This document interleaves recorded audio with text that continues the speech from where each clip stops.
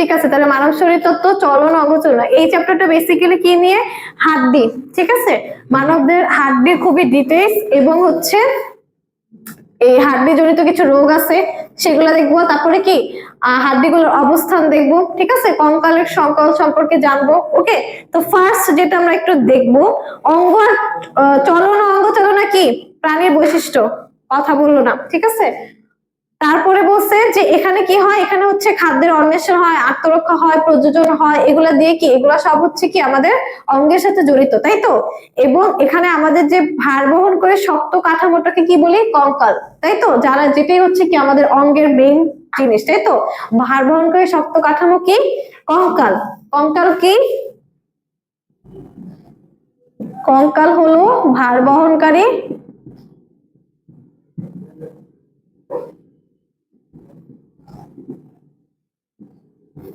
শক্ত কাঠামো। ঠিক আছে, তারপরে দেখো এখন মানুষের কঙ্কালতন্ত্রটা কি কি দিয়ে গঠিত? অস্থি, তরুণাস্থি আর পেশি সমন্বিত ক্রিয়া, অস্থিভঙ্গ আর হচ্ছে অস্থির আঘাত। ঠিক আছে, তাহলে কি কি দিয়ে গঠিত? তরুণাস্থি, তাহলে লিখো অস্থি তরুণাস্থি। ওকে, অস্থি তরুণাস্থি সম্পর্কেও জানবো। এখন আমরা একটু লিখতে হবে যে কঙ্কালতন্ত্রটা কি। এক লাইনের কঙ্কাল বলতে কি বোঝায়? কঙ্কাল হলো ভার বহনকারী শক্ত কাঠামো। বাট যখন কঙ্কাল তন্ত্রের আলোচনা আসবে তখন কি বিশাল বড় একটা সংজ্ঞা আছে। ঠিক আছে, সংজ্ঞাটা আমি বুঝাই দিচ্ছি। এটাকে লেখো, ভ্রূণীয় মেসোডার্ম থেকে উদ্বুদ্ধ, অনেক বড় সংজ্ঞা।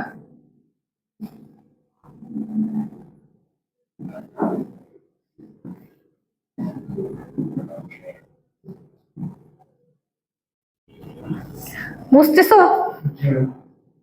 অস্থি ও তরুণাস্থি নামক যোজক টিস্যু, অস্থি ও তরুণাস্থি নামক যোজক টিস্যু।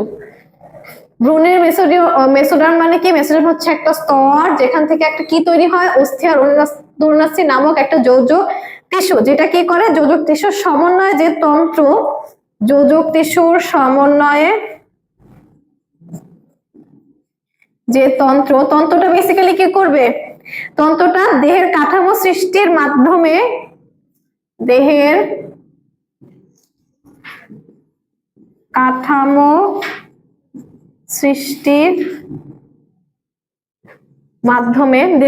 সৃষ্টির মাধ্যমে কি করে? দেহকে নির্দিষ্ট আকৃতি দান করে, দেহকে নির্দিষ্ট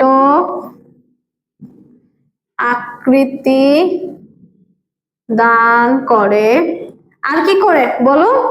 আর কি করতে পারে? দেহের ভার বহন করে, দেহের ভার বহন করে।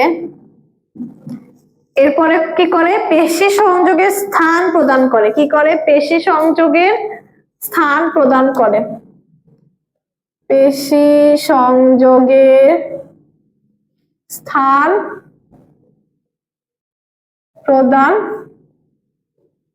করে। আর কি করে? আর হচ্ছে এবং ক্ষতিগ্রস্ত হতে পারে, এবং ক্ষতিগ্রস্ত হতে পারে এমন অঙ্গসমূহকে কি করে? অঙ্গসমূহকে রক্ষা করে। তাকে কি বলি?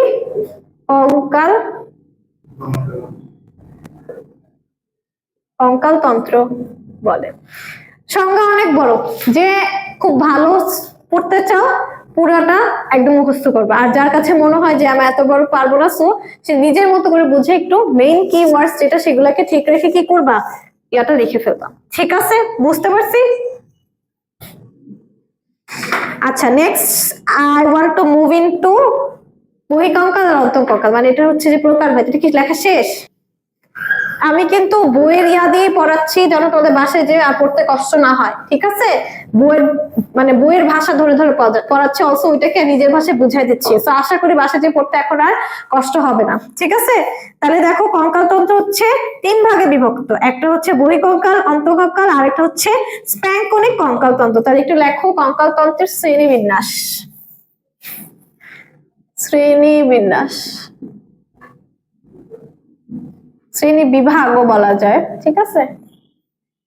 একটা হচ্ছে অন্তঃকঙ্কাল,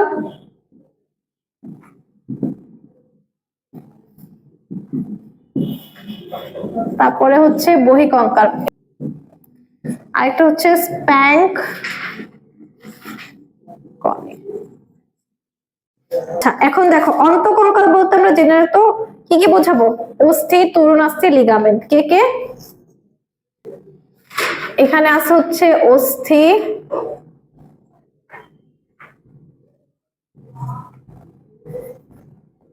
তরুণাস্থি, ঠিক আছে? অস্থি হতে পারে, তরুণাস্থি হতে পারে এবং লিগামেন্ট। হ্যাঁ লিগামেন্ট, এটা হচ্ছে হাড়ের মাঝখানে থাকে, ঠিক আছে? এগুলো সবই, বাট টেন্ডনটার কথা আমরা এখানে বলবো না, ঠিক আছে? আচ্ছা এখন দেখো এই যে অন্তঃকঙ্কাল 2 প্রকার, একটা হচ্ছে অঙ্কীয় আর একটা হচ্ছে অক্ষীয়, সরি অক্ষীয় আর একটা হচ্ছে উপাঙ্গীয়। তাহলে এটা কে কে? একটা হচ্ছে অক্ষীয় আর একটা হচ্ছে কি উপাঙ্গীয়, ঠিক আছে? ডান। আচ্ছা বহিঃকঙ্কালের অন্তর্ভুক্ত আমরা কাকে কাকে করতে পারি? এটা হচ্ছে দেহের বাইরের গুলা, তাই তো? দেহের বাইরের গুলাকে আমরা কি বলতে পারি? বহিঃকঙ্কাল। তাহলে দেহের বাইরের অংশ এটা হচ্ছে দেহের বাইরের, নখ, চুল, লোম, তাই তো? এগুলা কি বহিঃকঙ্কাল, বুঝছি? স্প্যাঙ্কনিক কঙ্কালতন্ত্র বলতে আমরা বুঝাই এটা মূলত অন্তঃকঙ্কালের অংশ, বাট আলাদাভাবে এই বিভাগের অন্তর্ভুক্ত করা হয় কারণ এখানে আমরা নেই হচ্ছে ট্রাকিয়া, ব্রঙ্কাই, তরুণাস্থি। তাহলে কাকে কাকে নেই? ট্রাকিয়া, ব্রঙ্কাই আর হচ্ছে তরুণাস্থি।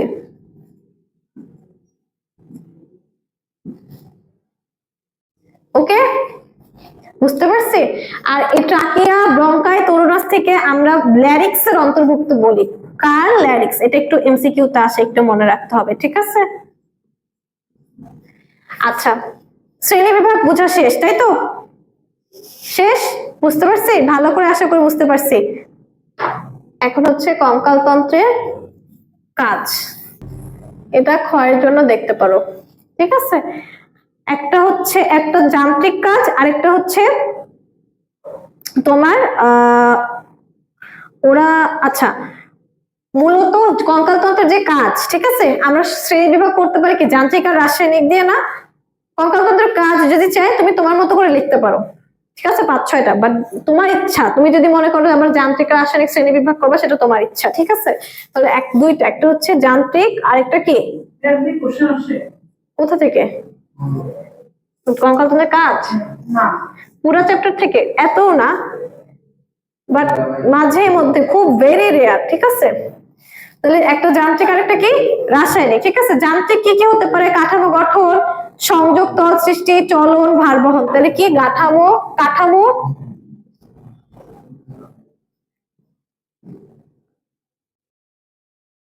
তারপরে কি হতে পারে? সুরক্ষা, তাহলে কাঠামো গঠন, তারপরে হচ্ছে সুরক্ষা, সংযোগ, তল সৃষ্টি,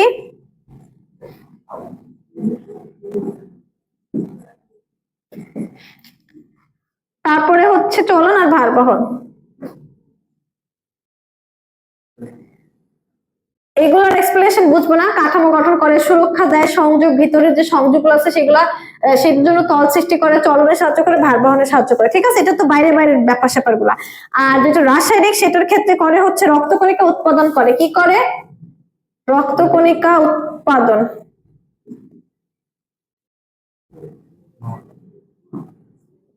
রক্তকণিকা উৎপাদন করে, তারপরে নিঃশ্বাস প্রশ্বাস ও শ্রবণে সাহায্য করে। নিঃশ্বাস,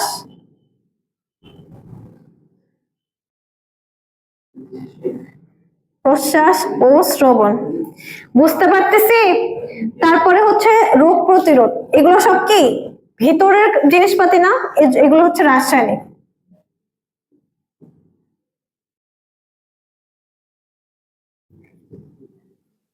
তারপরে বলছে হচ্ছে খনিজ লবণ সঞ্চয়,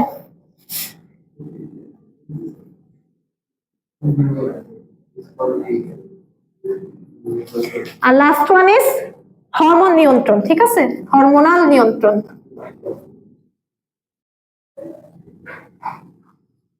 বুঝতেছি?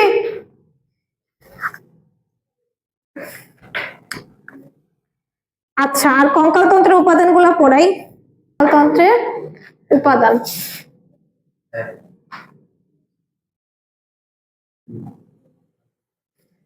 বলো, উপাদান কি কি হওয়া সম্ভব? অস্থি, তরুণাস্থি, তারপরে অস্থি, তরুণাস্থি, তারপরে লিগামেন্ট, টেন্ডনস, অস্থিসন্ধি। তাহলে কি লিগামেন্ট, কথা বলে না,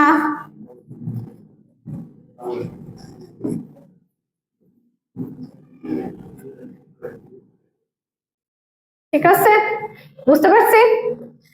তো অস্থি, তরুণাস্থি, লিগামেন্ট, টেন্ডন আর কি অস্থিসন্ধি। ঠিক আছে, অস্থি কি? অস্থি হচ্ছে কঠিন আর ভঙ্গুর যোজক টিস্যু। অস্থি হচ্ছে কঠিন ভঙ্গুর যোজক টিস্যু। ঠিক আছে, তারপরে হচ্ছে তরুণাস্থি। তরুণাস্থি কি দৃঢ় আর কি নমনীয়,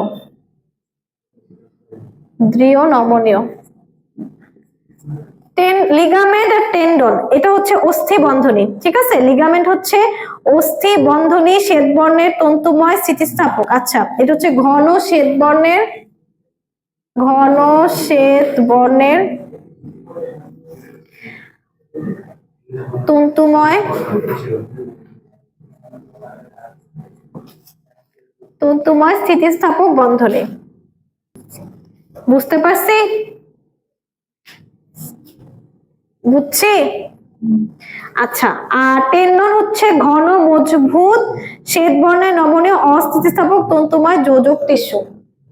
এটা যদি হয় বলে এটা মুছতে হবে।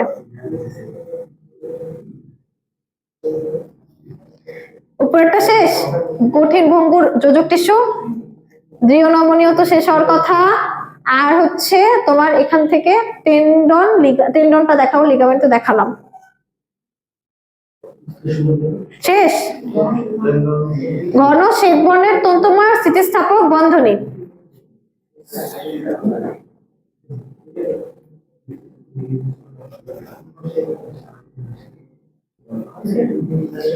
আচ্ছা, এটাও অলমোস্ট সেম, এটার কাছাকাছি। দেখো দেখো এটা হচ্ছে ঘন, তারপরে হচ্ছে শ্বেত, ঘন মজবুত শ্বেত বর্ণের, এটা কার কথা বলতেছে? এটা হচ্ছে টেন্ডনের কথা বলতেছে। ঠিক আছে, ঘন শ্বেত বর্ণের নমনীয় ও অস্থিতিস্থাপক তন্তুময় যোজক টিস্যু, ও অস্থিতি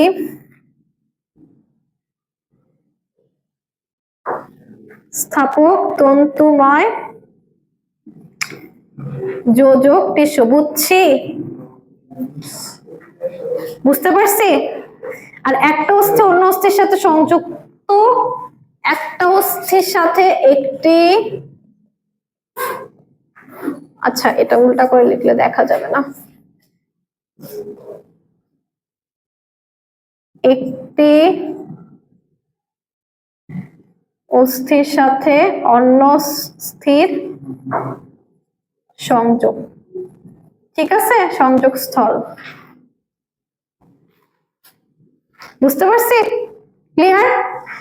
আমি নেক্সট দিন কঙ্কালতন্ত্রের শ্রেণী বিভাগ পড়াবো। ঠিক আছে, এই চ্যাপ্টার শেষ হইতে 3-4টা ক্লাস লাগবে। ঠিক আছে, বুঝতে পারছি? কোনো সমস্যা? আচ্ছা।